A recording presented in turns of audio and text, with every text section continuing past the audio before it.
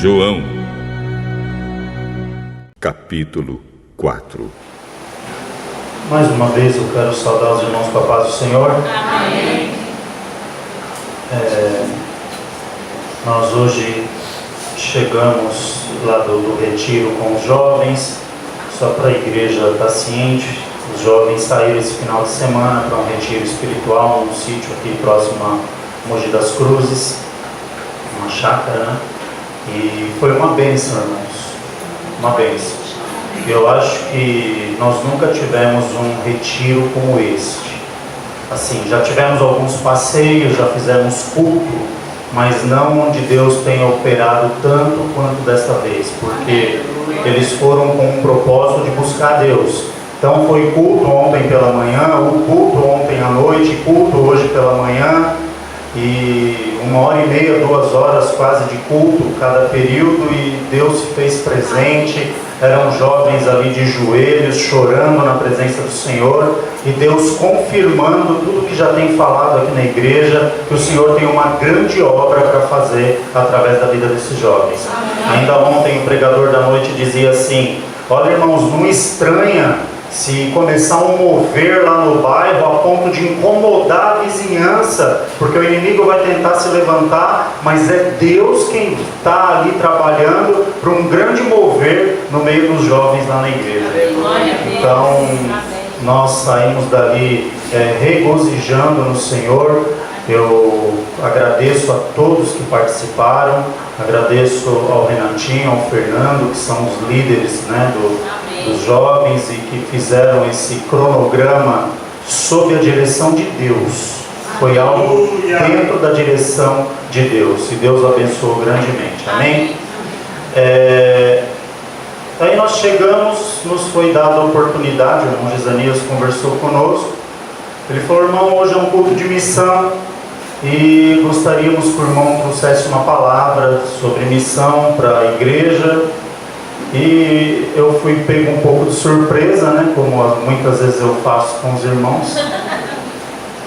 Mas Deus não estava nada de surpresa, porque Deus é o dono da obra. Amém. Deus é aquele que faz, Ele dirige, Ele quem dá a palavra. E se nós estivéssemos aqui para falar algo de nós mesmos, era melhor pegar a Bíblia e ir embora, né? Então, o Senhor tem colocado uma palavra no nosso coração, e eu quero fazer, nesse tempo que nós temos aqui, nós vamos meditar até numa passagem que uma vez a gente já comentou aqui. Eu quero fazer 2 perguntas para os irmãos, para que os irmãos no final da mensagem possam responder a si mesmos. Talvez a sua resposta agora venha a ser diferente do que você vai responder para si mesmo ao final da mensagem. Mas a primeira pergunta é: quem pode fazer missões? Quem está apto ou habilitado para fazer missões? E a segunda pergunta é: o que precisa para fazer missões? O que precisa? O que nós precisamos para fazer missões? Gravaram as perguntas? Quem está apto, quem está habilitado, quem é que pode fazer missões, e o que precisa para fazer missões? Vamos abrir as nossas Bíblias, Evangelho de Jesus Cristo, segundo escreveu São João, capítulo 4. Eu vou procurar ser bem objetivo aqui por causa do tempo.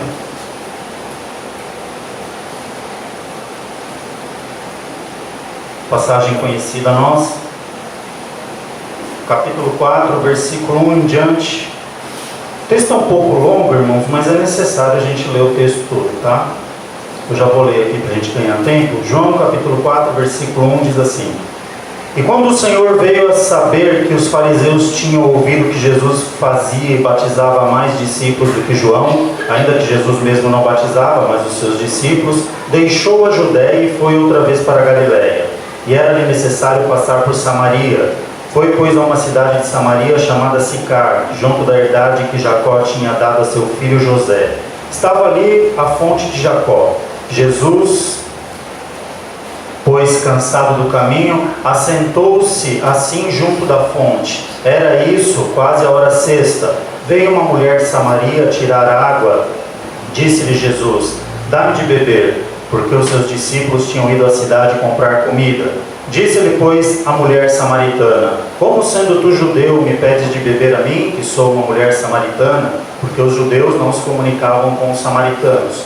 Jesus respondeu e disse-lhe: se tu conheceras o dom de Deus, e quem é que te diz dá-me de beber, tu lhe pedirias, e ele te daria água viva.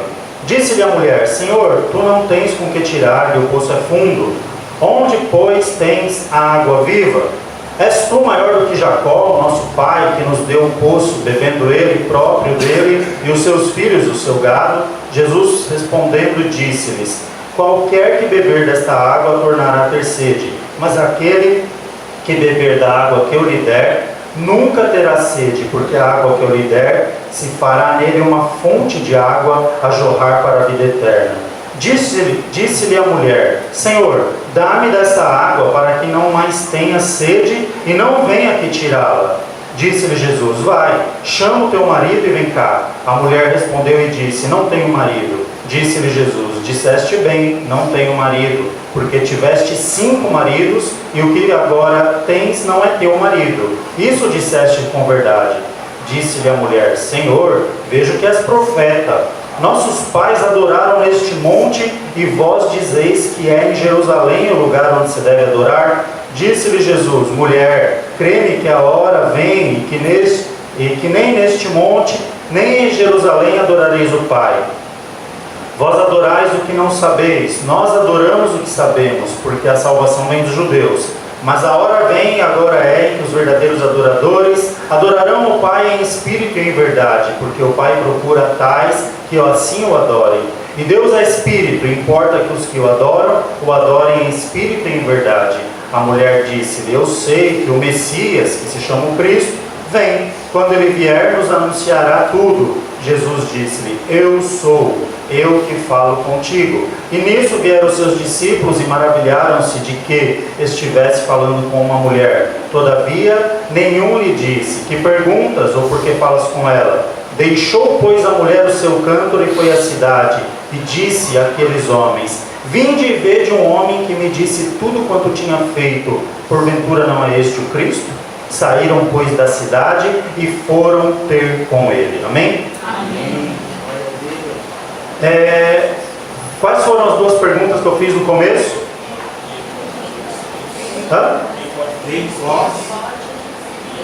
E o que precisa? Exato. Essa passagem fala a história que narra aqui uma passagem quando Jesus ele saía ali da Judéia e ele ia para Galiléia. Ele resolveu passar por Samaria, né? Eu já falei aqui sobre essa passagem uma vez. A Galiléia, quando você sai da Judéia para ir para Galiléia, não necessariamente você precisa passar por Samaria, por questão do caminho em si. Mas Jesus ele tinha algo a fazer em Samaria. E quando ele chega a essa província, essa cidade chamada Sicar, essa cidade ela ficava ali, Samaria ela ficava num vale entre 2 montes, né? Eu até falei sobre isso também uma vez, sobre o monte Gerizim e sobre o monte Ebal. Ela ficava no meio dos 2 montes. Monte Gerizim e o monte Ebal, quando nós vemos lá no Êxodo, eram os montes onde no Gerizim, onde era determinado a bênção para o povo, e o monte Ebal, a maldição. A herdade da fonte de Jacó ficava no monte Gerizim. Eles tinham que subir ali de Sicar, que era um vale entre os 2 montes. Eles subiam um monte até chegar quase no topo, onde eles iam tirar a água do poço da herdade de Jacó. Era uma subida de aproximadamente 700, 800 metros de altura. Então a gente precisa entender esse contexto para ficar claro algumas coisas para nós. A Bíblia diz que essa mulher ela ia todos os dias ali buscar água, subia esse monte, o Monte Gerizim, com um balde para trazer a água para sua casa. E a Bíblia diz que ela ia praticamente a hora do almoço. Essa região eu não conheço lá, tá? Eu estou falando sobre o que eu já li. O Momiro já é mais perito nisso aí do que eu. O Momiro já teve lá. Dizem que na época do calor, no auge do verão, chega a fazer mais de 40 graus essa região. Muito quente, é muito quente. E essa mulher, ela fazia algo diferente das outras pessoas. Há de se convir que o melhor horário para você ir buscar água lá seria qual horário? Logo que o dia amanhece, né? Porque o calor é menor, as mulheres levantam cedo, organizam os seus afazeres do dia. Nessa época, o trabalho das mulheres se resumia mais ao trabalho doméstico, né? Não é como hoje, as mulheres trabalham fora, em empresas, enfim. Mas essa mulher, ela procurava um horário onde ela podia ali encontrar com menos pessoas possíveis no caminho. E por que isso lhe era sacrificante? Porque imagina você carregar um balde d'água ao meio-dia, um calor escaldante. Eu não sei se eram 1 ou 2 baldes, ou quantidade de água que essa mulher trazia, quantos litros dava, ou qual era o peso daquilo, a Bíblia não diz, mas quero crer que não era pouco. E Jesus, a Bíblia diz que ele se importa com essa situação. Ele sai da Judéia com destino a Galiléia, passa em Samaria, sobe o monte com os discípulos, com os 12. Quando chega lá em cima, Jesus senta e fala para eles: desce para comprar comida. Eu imagino os discípulos, né? Pô, por que não avisou antes, né? Esperou a gente subir isso aqui no meio-dia para mandar descer. Mas por que Jesus estava fazendo isso? Porque ele disse que importava ele passar em Samaria. Não era o caminho físico, terreno, não. Importava ele ter um encontro com essa mulher em Samaria. E quando Jesus está lá em cima, essa mulher ela chega para tirar água, e Jesus está lá sentado, e Jesus diz assim: mulher, dá-me de beber. Ela olha, você não tem com que beber, o poço é fundo, você não trouxe balde, não trouxe nada. E outra coisa que ela se admirou era de Jesus falar com ela, uma vez que os judeus não conversavam com os samaritanos. Os judeus desprezavam, desconsideravam os samaritanos como povo. Tá? Não vamos ter tempo de explicar isso agora, mas eles desconsideravam. Então, aquela mulher, ela começa ali a conversar com Jesus, e ela, olha, você não devia nem estar falando comigo, porque você é judeu, eu sou samaritana. Aí Jesus, ele aproveita o gancho e diz assim: olha, mulher, se você soubesse quem é que fala com você, você ia me pedir água de beber. A mulher: mas como que eu ia pedir para você se você não tem balde, você não trouxe nada, o poço é fundo, você ia me dar o que de beber? Olha, a água que eu tenho para te oferecer, ela jorra rios de águas vivas que brotam por toda a eternidade. Você nunca mais teria sede. Aí essa mulher olha para Jesus e fala assim: então me dá dessa água. E Jesus, ele usa de um argumento ali, porque segundo a lei, Jesus não podia dar algo para uma mulher ela estando sozinha. Era necessário que, se ela fosse casada, o marido estivesse acompanhando para ela receber algo de um homem, ou então, se ela fosse solteira, que o pai dela estivesse junto. Ela não poderia receber algo de um homem desconhecido estando sozinha. Aí Jesus fala para ela: tudo bem, você quer que eu te dê dessa água? Tudo bem. Cadê o teu marido? Traz o teu marido então, para a gente fazer conforme a lei manda. Aí ele toca na ferida. Porque a mulher diz assim: não tenho marido. Aí chegou o ponto que Jesus queria tratar. Por quê? Porque Jesus olha para ela e fala: isso aí você disse com verdade, você não tem marido. Porque você já teve 5. E esse que você está com ele agora não é teu marido. Aí a mulher arregala um olho: Senhor, vejo que és profeta. Aí o que acontece com essa mulher? Lembra da situação que eu falei, do balde ao meio-dia e tal? Por que será que essa mulher subia um monte a esse horário? Por quê? Essa mulher, ela devia ser uma mulher mal falada, por conta que ela já tinha passado por 5 relacionamentos, não havia dado certo, não sei porquê. Talvez ela tivesse se envolvido com um mentiroso, com um enganador, com alguém que encheu ela de ilusão e não era nada daquilo. Não sei, a Bíblia não diz. E esse que estava com ela agora não era marido dela. E talvez quando essa mulher subisse ali para... A subida não era pequena, 800 metros... As outras mulheres iam lá apontando o dedo, ó, lá vai a fulana, que teve 5 maridos, que não sei o que, que não sei o que, que não sei o que. Ela vê uma oportunidade aqui para o problema dela ser resolvido. Na cabeça dela, qual que era o problema dela? Buscar água, para ela ter que se expor para as outras pessoas. Quando ela vê a proposta de Jesus de receber uma herdade, o que é uma herdade, irmãos? Um pedaço de terreno, um campo, onde ali ia jorrar água constantemente, e ela não precisaria mais ter esse trabalho, para ela foi uma maravilha. Veja a cabeça dela e a cabeça de Jesus, o que era? Era libertar aquela mulher daquela situação constrangedora. Quando ela olha para Jesus, vejo que és profeta. Aí ela já aproveita o gancho. Olha, então já que tu és profeta, vamos resolver o seguinte. Os nossos pais, os samaritanos, dizem que nós devemos adorar a Deus aqui nesse monte, no Monte Gerizim. Porque é um monte lá da lei, onde Moisés ali disse que seria ordenada a bênção. E vocês, em contrapartida, judeus, dizem que o lugar de adorar a Deus é em Jerusalém. Quem está certo? Começa a montar isso na cabeça. A mulher tinha um problema de buscar água. Aí de repente agora quando ela se vê falando com alguém que na concepção dela era um profeta, ela está preocupada agora em onde adorar a Deus. Vamos abrir um parênteses aqui. Quantas pessoas que não desejam adorar a Deus hoje e que estão impossibilitadas?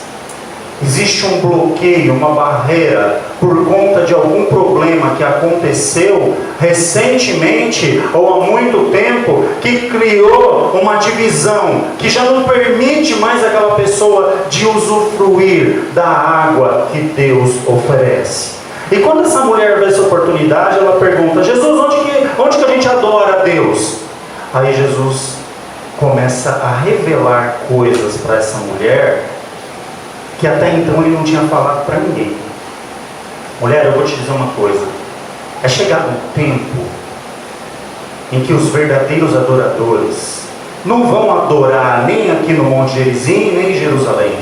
Os verdadeiros adoradores adorarão ao Pai em espírito e em verdade.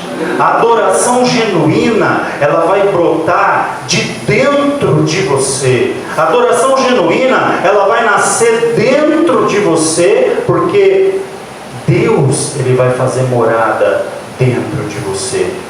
Quando a mulher ouve isso, ela diz para Jesus: eu sei que quando o Messias, que se chama o Cristo, vier, ele vai dar todas essas coordenadas para nós. O que Jesus faz?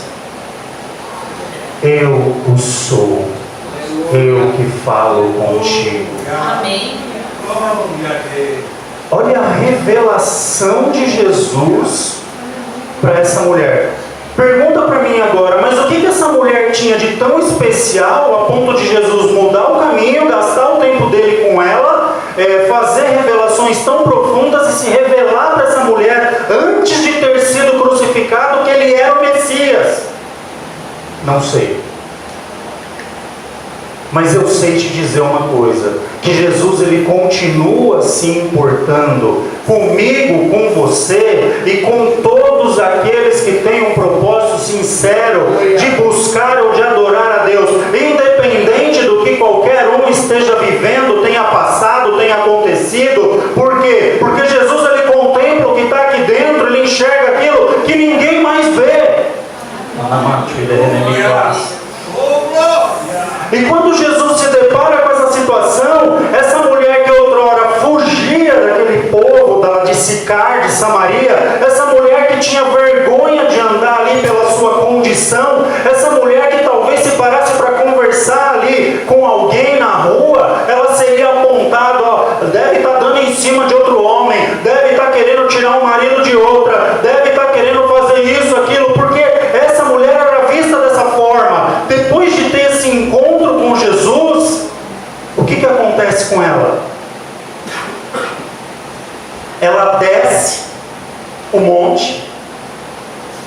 Os discípulos subiram, viram Jesus conversando com ela, ficaram meio indignados com aquela situação, Jesus conversar com uma samaritana, mas ninguém falou nada. A mulher desce o monte, ela sai bradando no meio da cidade. Escuta, gente, tem um homem lá em cima daquele monte, na herdade do nosso pai Jacó, que estava ali com sede, e ele falou toda a minha vida, ele começou a revelar coisas ali que somente eu sabia, e ele se revelou como o Cristo Messias que haveria de vir. Não era para o povo daquela cidade olhar para aquela mulher e falar: escuta, você tomou muito sol na cabeça, você está doida, você não tem credibilidade, você não passa de uma mulher mal falada, mal vista. Mas depois que Jesus restaura, Ele dá dom. E essa mulher, ela teve um dom agora, o dom de anunciar a palavra do Senhor. E a Bíblia diz que aqueles que ouviram essa mulher falar, creram nela. Aqui no versículo, nos últimos 2, ela falando: vinde, vede um homem que me disse tudo quanto tenho feito, porventura não é este o Cristo? Aí as pessoas da cidade que ouviram essa mulher dizer isso, saíram, pois, da cidade e foram ter com ele Jesus. Aí eu pergunto para os irmãos, qual foi a primeira pergunta que eu fiz quando nós começamos a falar aqui? Quem pode? Todos nós que fomos pecadores, miseráveis, e que tivemos um encontro com Jesus. Todos nós que tivemos um encontro e tivemos uma vida transformada por Jesus, estamos aptos, habilitados para fazer missão. Essa mulher, ela começou a ser uma missionária no exato momento que ela desceu aquele monte. Uma mulher que se escondia das pessoas por vergonha de quem ela era, passa a anunciar a palavra de Deus com autoridade e ousadia. E sabe o que aconteceu com os que a ouviam? Criam nela. Quem que pode ser um missionário, irmãos? Quem faz curso? Quem tem o desejo de ir a outro país para fazer uma obra de missão? Ela começou a pregar onde? Onde ela vivia? Outra passagem, só para a gente fechar essa parte. Lembra do endemoniado gadareno? A Bíblia diz que ele era um homem terrível, ficava ali no cemitério, ninguém podia com ele. Às vezes as pessoas iam lá, prendiam ele com correntes, ele arrebentava as correntes, batia nas pessoas, ele ficava nu no cemitério, se lançava no fogo, se lançava na água, se jogava no chão, se machucava. Havia uma legião de demônios naquele homem. Aí Jesus, um dia, ele encontra com aquele homem. E quando Jesus se encontra com aquele homem, ele faz uma pergunta: qual o teu nome? Quem que responde? Os demônios. Jesus estava perguntando para os demônios o nome deles? Estava perguntando para o homem. Isso aqui não serve como base para você sair questionando demônio para querer saber nome de demônio. Isso é uma modinha de alguns, né? A pessoa está endemoniada, escuta, qual é o teu nome? Parece que se não falar o nome do demônio, ele não sai. Não vejo base bíblica para isso. Jesus simplesmente mandava calar a boca e sair, e o demônio saía. E é assim que ele nos ensina. Aí quando Jesus pergunta: qual é o teu nome? E o demônio responde: Legião, porque somos muitos. Jesus: cala-te, sai dele. Jesus não tinha papo com o demônio. Fica quieto, sai dele.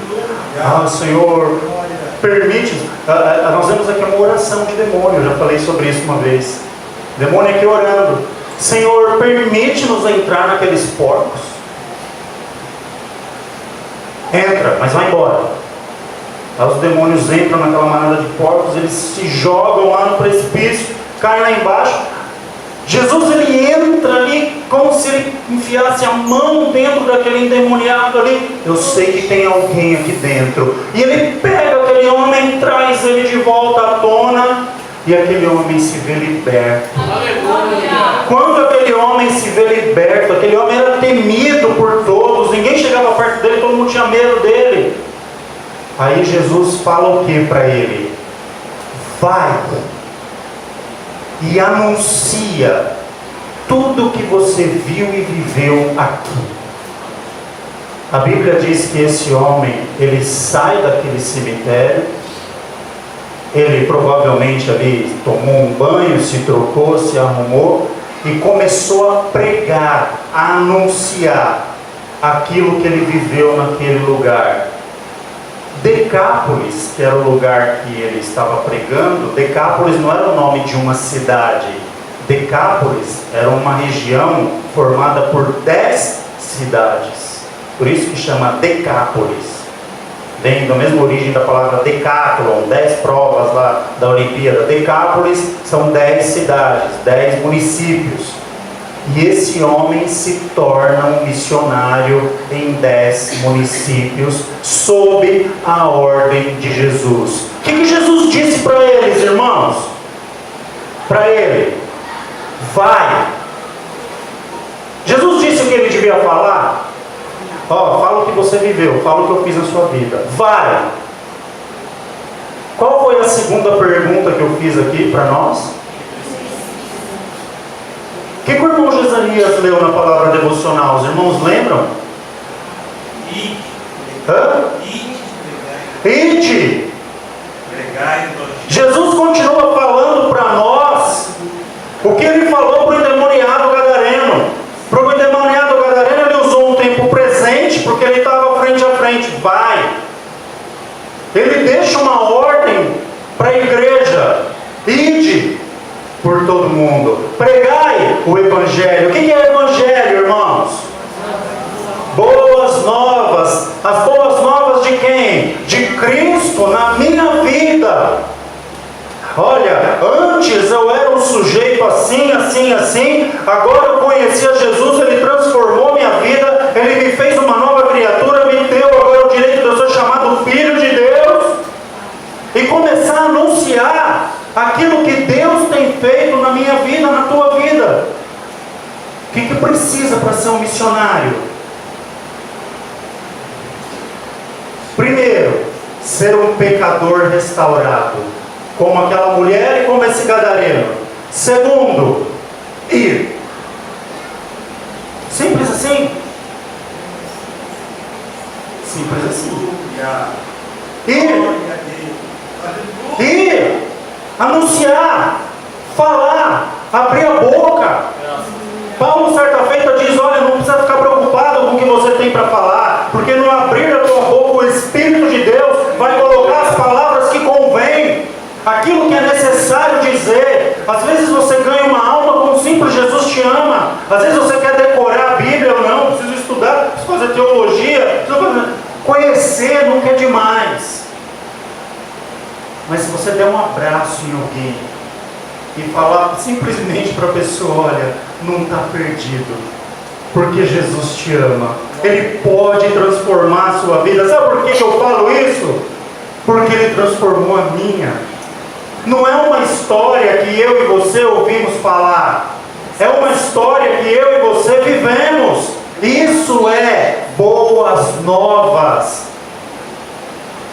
Simplesmente ir, irmãos. E quem é que está disposto a ir? Lembra o problema, entre aspas, que Deus teve com Isaías? A quem enviarei?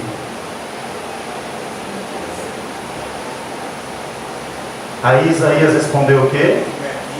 Eis-me aqui. Eu acredito que o eis-me aqui, 99% deve dizer isso. Senhor, eis-me aqui. Agora o envia-me a mim. Aí a coisa entorna um pouco, né? Por quê? Ah, Senhor, deixa primeiro eu ir cuidar não sei de quem, cuidar não sei de quem, cuidar não sei de quem.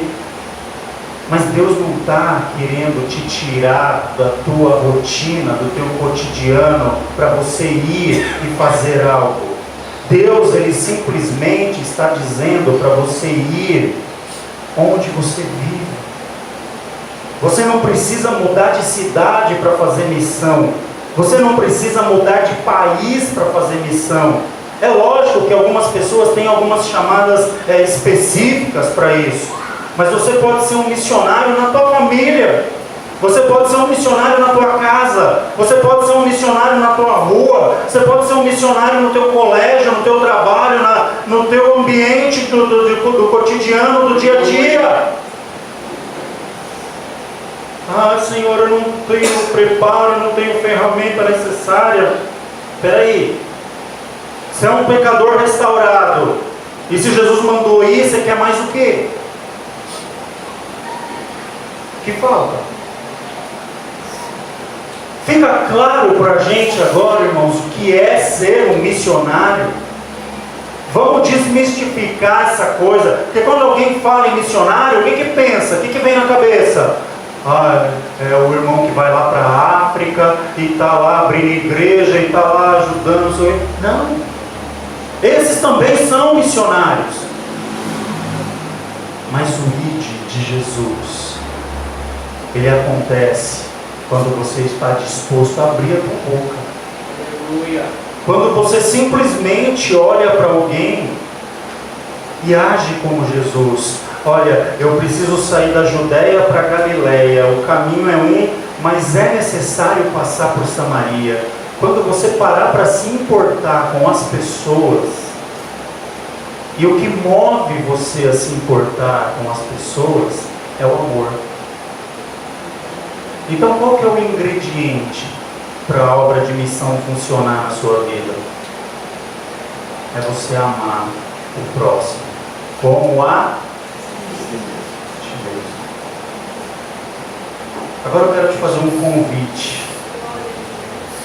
Eu sei que muita gente aqui nasceu na igreja, mas muita gente não é crente de berço.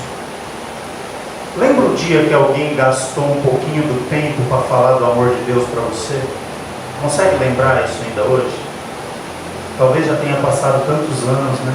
Mas lembra o dia que alguém dedicou um pouquinho do tempo dela para falar do amor de Deus para você? E hoje você tem a oportunidade de estar aqui, porque esse alguém, usado por Deus, dedicou um pouquinho do tempo dele ou dela para falar de Jesus para você. Pensa nesse sentimento de gratidão que você pode ter dentro de você por conta disso. Porque um dia alguém parou e te amou. Olhou para mim e para você com os olhos de misericórdia, de amor.